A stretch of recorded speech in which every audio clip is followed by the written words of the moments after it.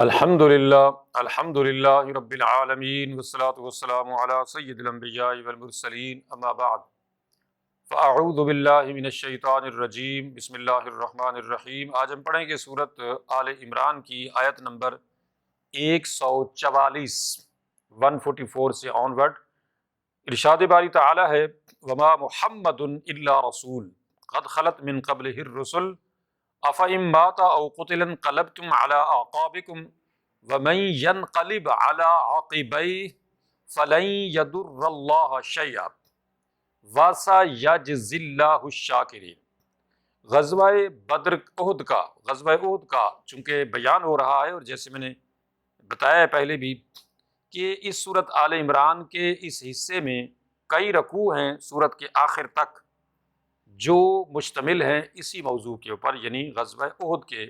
موضوع کے اوپر، کیونکہ ان تمام تر باتوں میں غزوہ احد ہو، بدر ہو،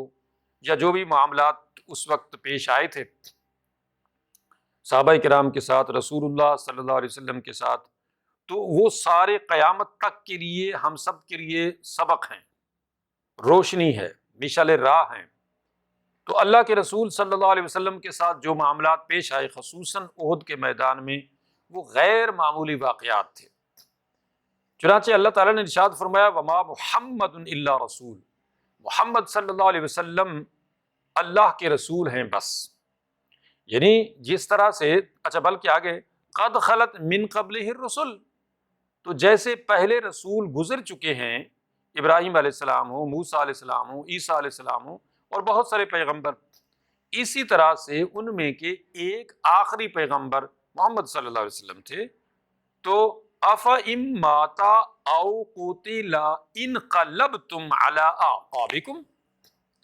اگر محمد صلی اللہ علیہ وسلم اس دنیا سے چلے جائیں، وفات پا جائیں، یا ان کو شہید کر دیا جائے، تو کیا تم لوگ دین سے پھر جاؤ گے؟ تم الٹے پاؤں پھر جاؤ گے دین سے؟ تم دین کو چھوڑ دو گے؟ وَمَن يَنْقَلِبْ عَلَىٰ عَقِبَيْهِ، تو جو بھی کوئی دین سے پھرے گا فَلَن يَضُرَّ اللَّهَ شَيْئًا، تو وہ اللہ کا کوئی نقصان نہیں کرے گا کچھ بھی۔ کیوں؟ وہ دین سے پھرے گا تو اللہ کا تو کوئی نقصان نہیں ہونا، کسی کا بھی کوئی نقصان نہیں ہونا، اس کا اپنا نقصان ہونا ہے کہ وہ اگر دین سے پھرے گا تو۔ وَسَيَجْزِي اللَّهُ الشَّاكِرِينَ، اللہ تعالی شکر کرنے والوں کو ان کا بدلہ نیکی کی صورت میں، جنت کی صورت میں، نعمتوں کی صورت میں عطا فرمائے گا۔ تو یہ جو آیت ہے یہ اس وقت نازل ہوئی تھی کہ جب احد کے میدان میں مسلمانوں کی جیتی ہوئی بازی الٹ گئی اور مسلمان جو ہیں وہ 70 کی تعداد میں تقریباً شہید ہو گئے۔ نبی کریم صلی اللہ علیہ وسلم جو ہیں ان کے اوپر سے پتھروں کی، تیروں کی، برچوں کی جب بارش ہونے لگی تو آپ بھی شدید زخمی ہو گئے اور ایک گڑھے میں گر گئے، اور بہت زیادہ آپ کا خون بھی بہہ گیا۔ تو لوگوں کے اندر یہ افواہ پھیل گئی کہ رسول کریم صلی اللہ علیہ وسلم ظاہر نظر بھی نہیں آ رہے تھے، تو یہ افواہ پھیل گئی کہ آپ صلی اللہ علیہ وسلم شہید ہو گئے۔ تو بڑے بڑے صحابہ کرام، حضرت عمر جیسے، وہ دل ہار بیٹھے بئی وجہ کہ اتنا بڑا صدمہ ان سے برداشت نہیں ہو سکا۔ چنانچہ نبی کریم صلی اللہ علیہ وسلم کی جب وفات ہوئی تھی 10 ہجری کو، اس ٹائم بھی حضرت عمر کی یہی حالت ہو گئی تھی، اور حضرت عمر اس ٹائم بھی تلوار لے کے کھڑے ہو گئے تھے کہ جو کوئی یہ کہے گا کہ محمد صلی اللہ علیہ وسلم وفات پا گئے تو میں اس کی گردن اڑا دوں گا۔ انہوں نے کہا جی رسول اللہ صلی اللہ علیہ وسلم تو اللہ کے پاس گئے، واپس آئیں گے، آپ نے وفات آپ کی نہیں ہوئی۔ تو یہاں پہ احد کے میدان میں بھی جب رسول اللہ صلی اللہ علیہ وسلم زخم خوردہ ہوئے اور گڑھے میں گر گئے، نظر نہیں آئے صحابہ کرام کو، تو بڑے بڑے صحابہ جو ہیں وہ ہمت ہار بیٹھے، ڈس ہارٹ ہو گئے، پریشان حال ہو گئے، اور انہوں نے کہا کہ جی اب جنگ لڑنے کا کیا فائدہ۔ یعنی پریشانی کا جب عالم ہوتا ہے تو بندہ کوئی بھی ایسی چیز کہہ گزرتا ہے یا کر گزرتا ہے، تو یہ اس طرح کی ایک پریشان کن صورتحال تھی کہ نفسیاتی طور پہ بڑے بڑے صحابہ جو ہیں وہ پریشانی کا شکار ہو گئے، اور انہوں نے کہا بھی جنگ لڑنے کا فائدہ نہیں، ہم تو جنگ لڑتے ہی نہیں ہیں، اب کس کے لیے جنگ لڑیں گے؟ یعنی وہ پریشانی کی ایک بات تھی۔ اب اس پریشانی کو دور کرنے کے لیے اللہ رب العزت نے ارشاد فرمایا کہ وما محمد الا رسول، محمد صلی اللہ علیہ وسلم جو ہیں وہ کچھ نہیں ہیں سوائے اس کے کہ وہ اللہ کے رسول ہیں، اور قد خلت من قبل الرسل، اس طرح کے رسول تو پہلے بھی گزر چکے ہیں۔ یعنی یہ نہیں ہے کہ کوئی رسول جو ہے وہ یہاں آتا ہے تو وہ پرماننٹ ادھر رہتا ہے، کوئی بھی رسول یہاں پہ پرماننٹ رہنے کے لیے تو آیا نہیں ہے۔ جتنے بھی رسول آئے ہیں وہ سارے کے سارے ایک خاص پیریڈ کے لیے، حضرت حتیٰ کہ نوح علیہ السلام ہوں یا سلیمان علیہ السلام ہوں یا دیگر بہت سارے ایسے بھی ہیں جن کو سینکڑوں سال عمریں دی گئی تھیں، تو وہ بھی اسی طریقے سے ایک طویل عمر پانے کے باوجود بھی اس دنیا سے بہرحال چلے گئے، کوئی بھی یہاں پرماننٹ رہنے کے لیے نہیں آیا۔ اسی طرح سے محمد صلی اللہ علیہ وسلم جو کہ اللہ کے رسول ہیں، وہ بھی اسی طرح اپنے ایک خاص پیریڈ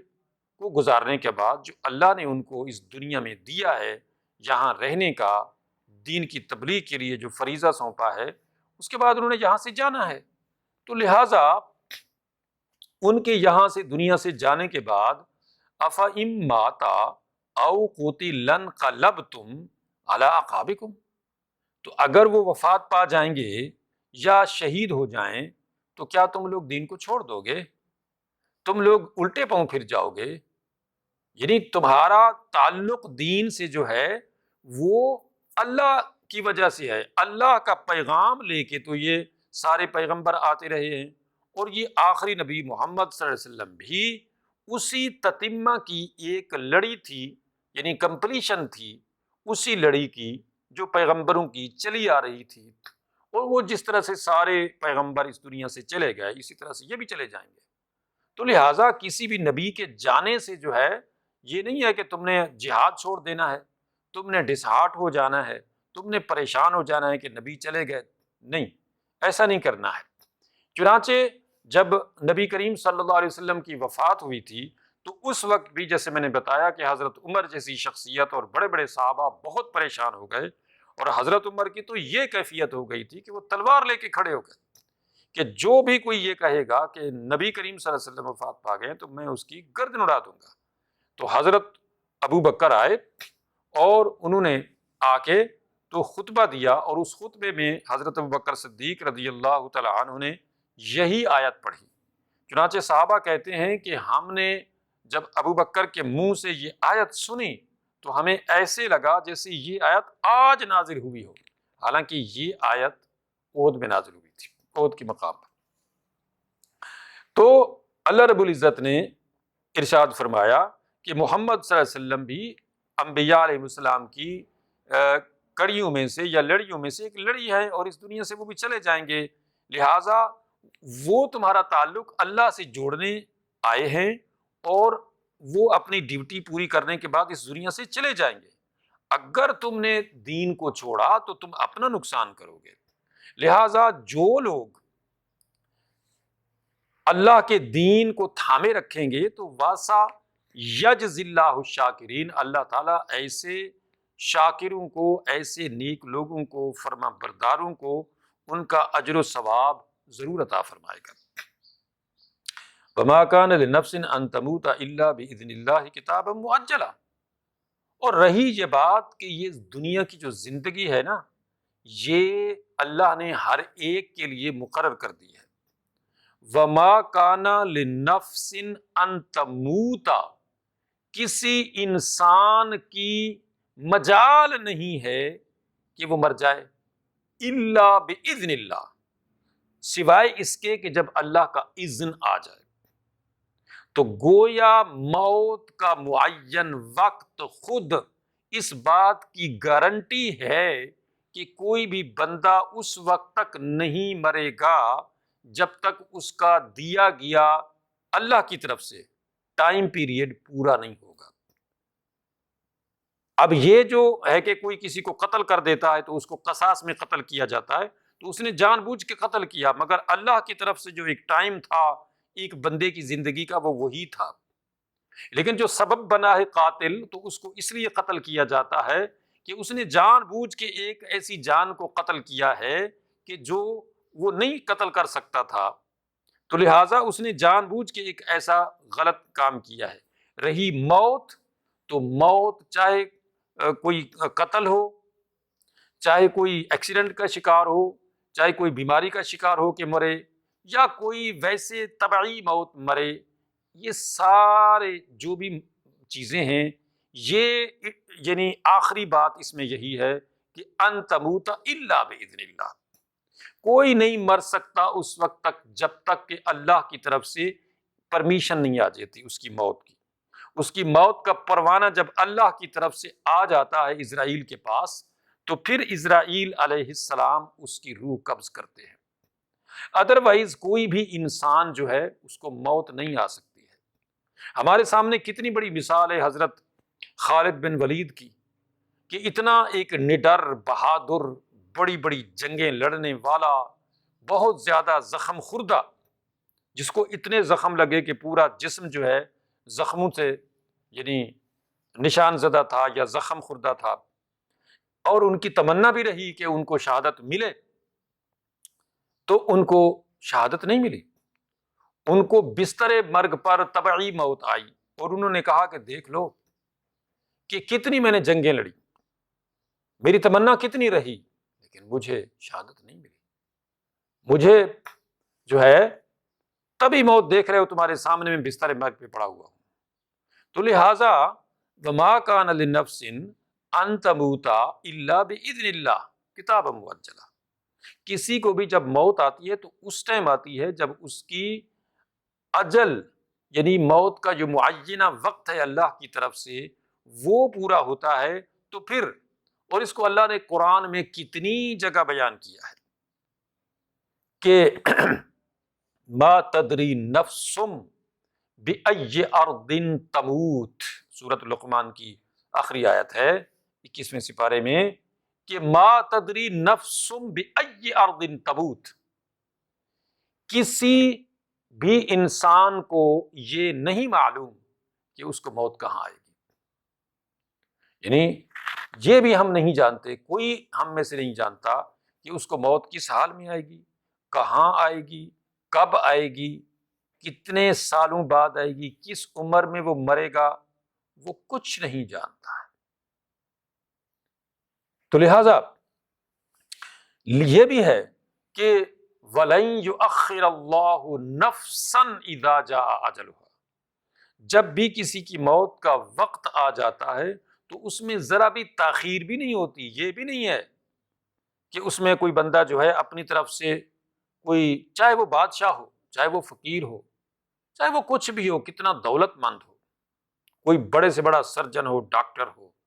وہ نہیں ایک لمحہ بھی موت کا یعنی مزید اس میں کوئی تاخیر کر سکتا،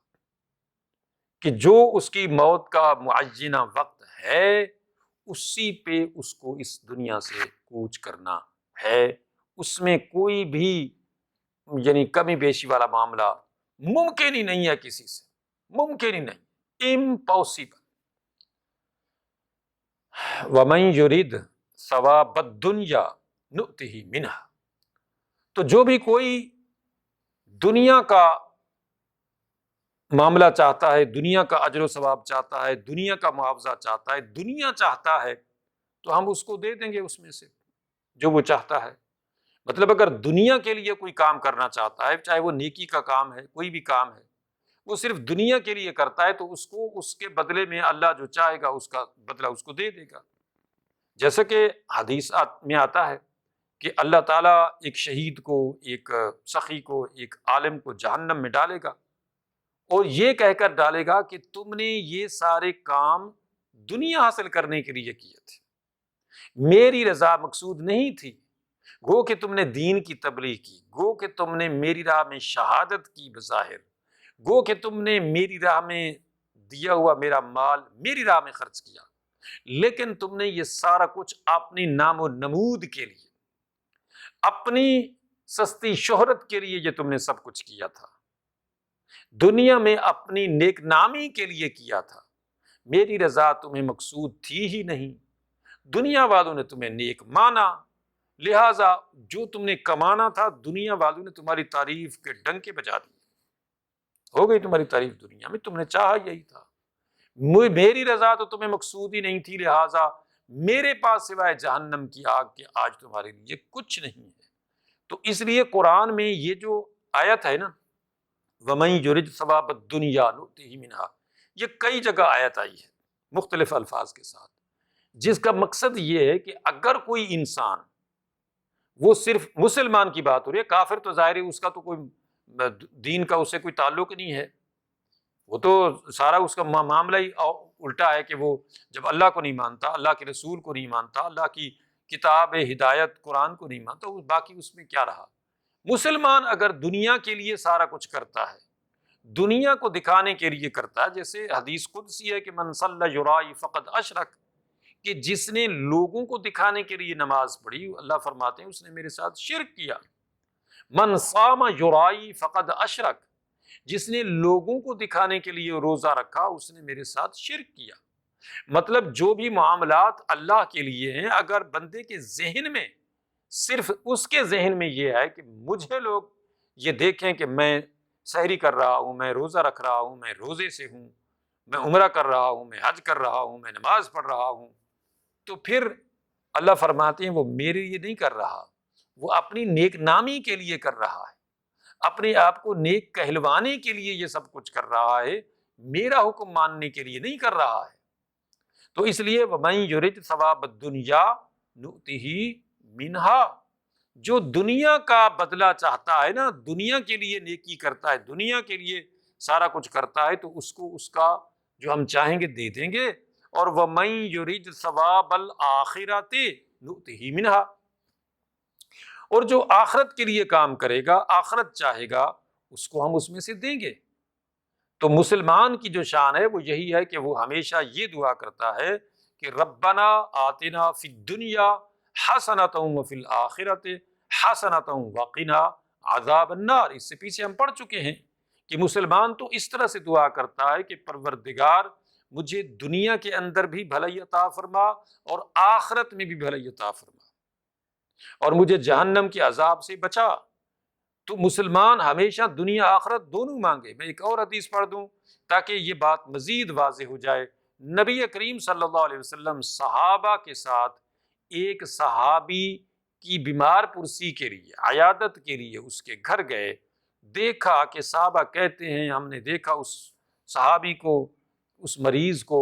کہ وہ بیماری کی وجہ سے سوکھ کر کانٹا ہو چکا تھا، سوکھ گیا تھا۔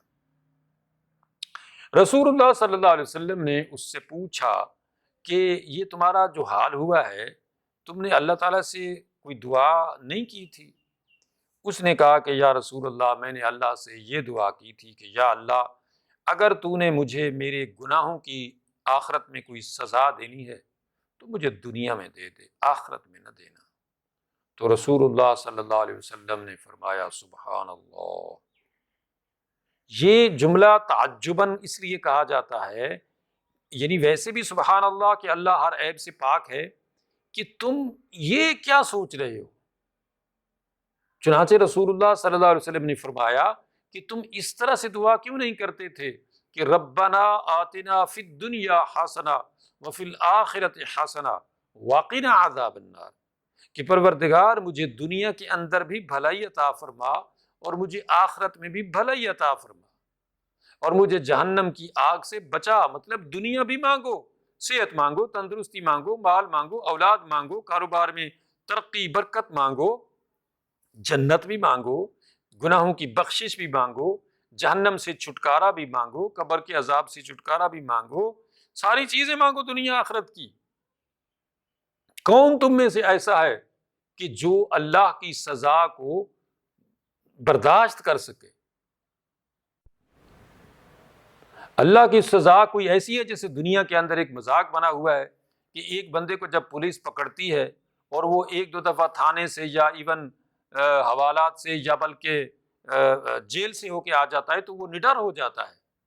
پھر اس سے پوچھا جاتا ہے کہ کتنی دفعہ جیل، یہ کہتا ہے جی 30 دفعہ جیل ہوئی ہے۔ تو کتنے قتل کیے؟ اتنے قتل کی۔ کتنی چوری کی؟ اتنی چوریاں کی، اور ہر دفعہ چھوٹ کے آ جاتا ہے۔ کیوں؟ کہ جب وہ ادھر سے ہو کے آ جاتا ہے تو وہ دیکھتا ہے یہاں پہ تو آ کے رہنا ہی ہے نا، کھانا پینا ہے، پیسے دے دو چھوٹ جائیں گے، بات ختم ہو گئی۔ اللہ کا معاملہ ایسا تھوڑی ہے۔ اللہ کی گرفت وہ ہے کہ جیسا وہ پکڑتا ہے، جیسی وہ سزا دیتا ہے بندے کو، کوئی نہیں دے سکتا ہے۔ لہٰذا اللہ تعالیٰ کے سامنے ہمیشہ عاجزی اور انکساری کرتے ہوئے دنیا آخرت کی بھلائی مانگنی چاہیے اور اللہ تعالیٰ سے توبہ کرنی چاہیے، اللہ تعالیٰ سے معافی مانگنی چاہیے، مغفرت طلب کرنی چاہیے ہمیشہ، اور یہی مومن کی شان ہے۔ تو اللہ نے بھی فرمایا ہے کہ وَمَن يُرِدْ ثَوَابَ الْآخِرَةِ نُؤْتِهِ مِنْهَا، جو بھی کوئی آخرت کا ثواب چاہے گا، آخرت کا اجر بدلہ چاہے گا اور اس کے لیے وہ دعا مانگے گا، تگ و دو کرے گا، عمل کرے گا، تو ہم اس کو ضرور عطا کریں گے۔ وَسَنَجْزِي الشَّاكِرِينَ، ہم عطا کریں گے شاکرین کو ان کا بدلہ، ان کی جزا، جو وہ اللہ سے مانگتے ہیں، جو ان کے دل و دماغ میں دعائیں ہیں آخرت کے لیے، جنت کی، نعمتوں کی یا دنیا آخرت کی جو بھی بھلائی کی ہیں، وہ ہم ان کو عطا کریں گے۔ وَكَأَيٍّ مِّن نَبِيٍّ قَاتَلَ مَعَهُ رِبِّيُّونَ كَثِيرٌ فَمَا وَهَنُوا لِمَا أَصَابَهُمْ فِي سَبِيلِ اللَّهِ وَمَا ضَعُفُوا وَمَا اسْتَكَانُوا وَاللَّهُ يُحِبُّ الصَّابِرِينَ۔ کتنے ہی نبی ایسے گزرے ہیں کہ جن کے ساتھ اللہ والے، یعنی ان کے فالوور جو تھے، وہ مل کر جہاد کرتے رہے ہیں، لیکن وَمَسْتَكَانُوا، وہ بے دست و پا نہیں ہوئے، وہ کمزور نہیں ہوئے، فما وہنوا، وہ پست ہمت نہیں ہوئے، لما اصابہم، ان مصیبتوں پر جو ان کو پہنچی تھیں، فی سبیل اللہ، اللہ کے راستے میں، یعنی جہاد فی سبیل اللہ میں جو بھی مصیبتیں انہیں پہنچی تھیں، ان کی وجہ سے وہ کم ہمت نہیں ہوئے، پست ہمت نہیں ہوئے، وما ضعفوا،